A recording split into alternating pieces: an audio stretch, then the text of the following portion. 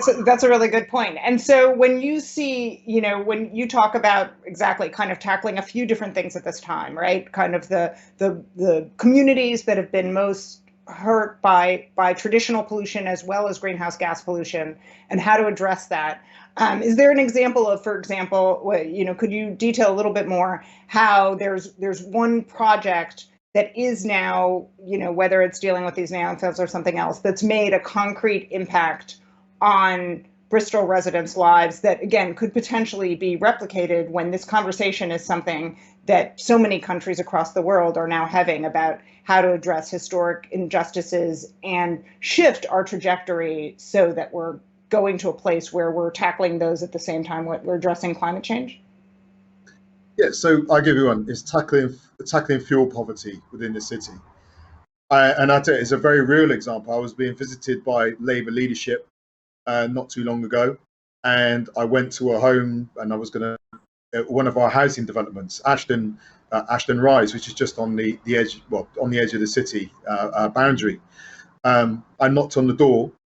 The woman that came to the door was a Syrian, had come to the UK as part of the refugee crisis.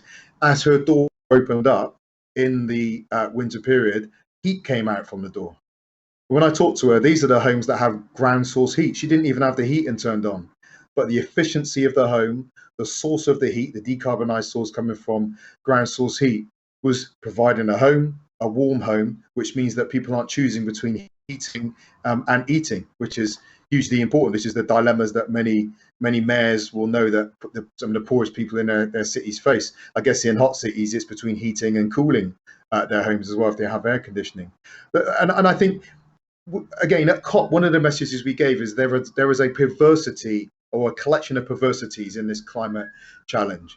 And it's that the exploitation of the planet has happened hand in glove with the exploitation of people.